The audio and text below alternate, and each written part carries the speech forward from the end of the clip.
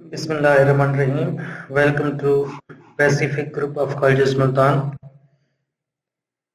आज का जो लेक्चर हमारा है चैप्टर नंबर 17 और टॉपिक का नाम है बायोलॉजिकल रिदम्स।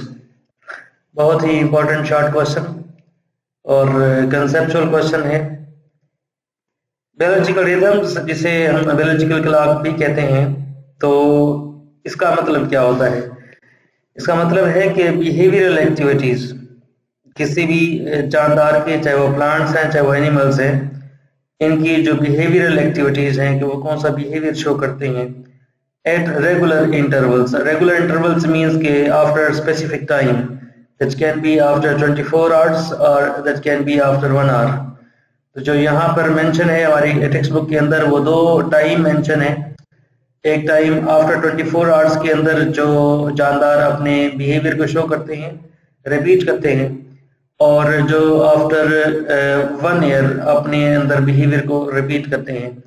तो वो जो बिहेवियरल एक्टिविटीज होती हैं उसको हम कहते हैं क्या? बायोलॉजिकल रिदम कहते हैं, क्योंकि ये रिदम है, ये क्लॉक है जो कि बार बार रिपीट होता है after specific intervals. So the definition is in living things.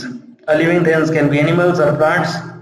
In living things, behavioral activities occurs at regular intervals, which can be 1 day or which can be 1 hour, 1 year. So this is called biological rhythm or biorhythm or biological clock.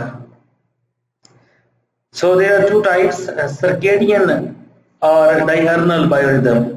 Circadian का दूसरा नाम diurnal भी है, और जो दूसरी type का नाम है सर्केनवल। ये एनुअल से निकला है, सर्केनवल रिदम, इसे सर्केनवल बायोरिदम भी कहते हैं।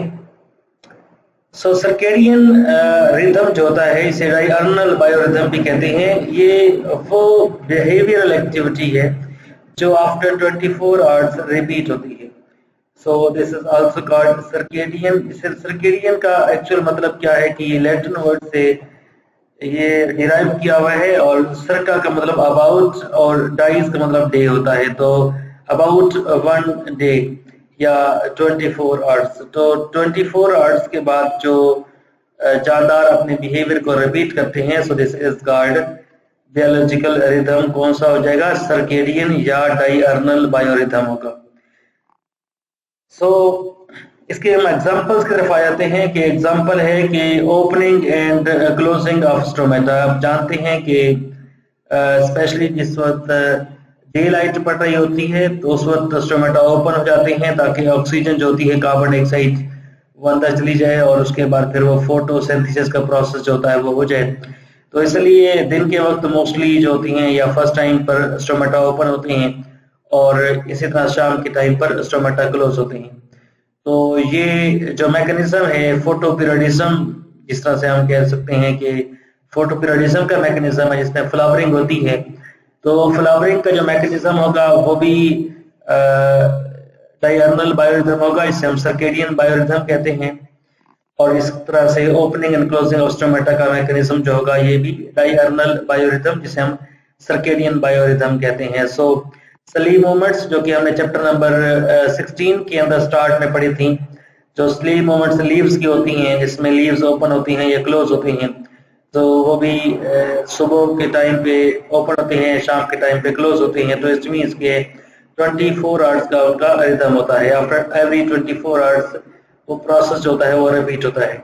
इसी तरह से फ्लावरिंग की जो ब्लूमिंग होती है, ठीक है जी, तो वो जो रात को ब्लूमिंग उनकी बंद हो जाती है, दिन को वो खुल जाती हैं, तो इस तरह से फ्लावरिंग जो होती है दैट इज आल्सो, जिसे हम फोटोपीरियडिज्म भी कहेंगे।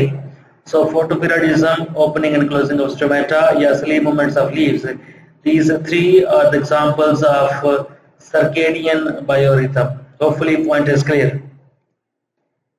So यहाँ भी हम देख सकते हैं कि सर्केडियन बायोरिदम क्या है, जो पीरियोडिसिटी है आफ्टर 24 आवर्स। और इसे याद रख लीजिएगा कि देयर में बी ओवर 100 फिजियोलॉजिकल साइकिल्स। हमारी बॉडी में ऐसे प्रोसेसेस हो रहे होते हैं जो कि सर्केडियन बायोरिदम में आते हैं। तकरीबन 100 के करीब प्रोसेस ऐसे हैं जो कि बायोरिदम में आते हैं। सर्केडियन बायोरिदम अभी हम आगे पढ़ेंगे कि those biorhythms are endogenous means that is due to internal factors. اور اس کے علاوہ circadian biorhythm no doubt external factors like environment وغیرہ جو ہوتی ہیں تو وہ بھی اثر کر سکتے ہیں، بٹ آگے ہم پڑھیں گے کہ یہ جو بیہیویئرل چینجز ہوتی ہیں یہ موسٹلی جینیٹک ہوتی ہیں. So circadian biorhythm present even in the absence of the environmental cues. Okay جی. سرکیڈین بایورhythm کی یہاں ایک اور ایگزامپل مینشن ہے کہ جو فوٹو سینسس کا جو ٹائم ہوتا ہے ظاہری بات ہے دن کے ٹائم پہ ہوتی ہے، اسی طرح سے جو فلاور کی جو اوپننگ ہوتی ہے وہ بھی دن کے ٹائم پہ ہوتی ہے، رات کے ٹائم کلوز ہوتی ہے، یا جین ایکسپریشن ہے تو یہ بھی سرکیڈین بایورhythm میں آتے ہیں. اسی طرح سے انسان کے اندر جو سرکیڈین بایورhythm ہے ڈفرینٹ طرح کے، وہ ڈفرینٹ ٹائم کے اندر ہوتے ہیں. سپوز 6 AM سے 12 PM تک جاتے ہیں تو اس میں ہمارے اندر جو میلاٹونن ریلیز ہوتا ہے یہ اس کی ریلیز رک جاتی ہے اس ٹائم پر. اسی طرح سے آگے آپ پڑھیں گے کہ start your day by getting some sunlight, کیونکہ صبح کا ٹائم ہوتا ہے ہم سن لائٹ یوز کرتے ہیں، اور اسی طرح سے ہمارے اندر الرٹنیس ہوتی ہے وہ اس ٹائم پہ انکریز ہوتی ہے. اور یہ ڈفرینٹ طرح کے جو میکنزمز ہیں یہ شروع ہوتی ہیں، یہ اینڈ ہوتی ہیں، یہ ایک خاص انٹرول میں آفٹر 24 آورس ریپیٹ ہوتے ہیں.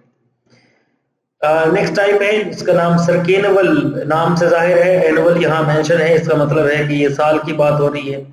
تو یہ تقریباً 365 ڈیز کے بعد یہ پروسیس یا ریدم یا بیہیویئر یہ ریپیٹ ہوتا ہے، اس لیے اسے ہم کہتے ہیں سرکینول. اور یہ جو اینول بیس پہ بایورhythm ہوتی ہے تو یہ 365 ڈیز کے بعد ریپیٹ ہوتی ہے. اس کی ایگزامپل کی طرف آتے ہیں. پہلی ایگزامپل ہے کہ فلاورنگ ان پیرینیل پلانٹس.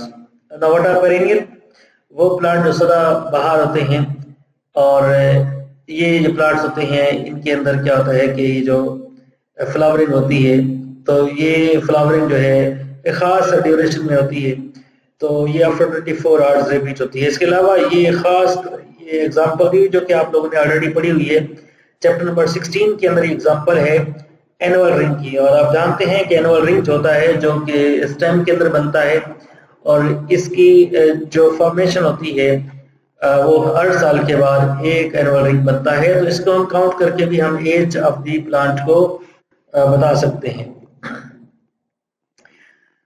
اس کے علاوہ میلاٹونن انفیوژن پیٹرن ہے، یہ انسان کے اندر ہوتا ہے، اور یہ اس پیٹرن جو ہوتا ہے یہ ونٹر کے اندر کم ہوتا ہے، اور ایسا ایسا جیسے جیسے سپرنگ اور سمر سیزن آتے ہیں تو یہ ان کی جو اس کو ریلیز ہوتی ہے ان کا جو انفیوژن پیٹرن ہوتا ہے وہ بڑھ جاتا ہے، اور اس کے بعد پھر آہستہ آہستہ ان کا پیریڈ جو ہوتا ہے سپتمبر کے بعد کم ہو جاتا ہے. سو یہ آپ نے مائنڈ میں رکھنا ہے. Now the question is کہ کون کون سے ایسے کاز ہوتے ہیں جو اس بایورhythm کو انڈیوس کرواتے ہیں. تو دو طرح کے ہیں، نام سے ظاہر ہے کہ ایکسوجینیس مینس کہ ایکسٹرنل اسٹیمولس، اور انڈوجینیس مینس انٹرنل اسٹیمولس کی وجہ سے ہوتی ہیں.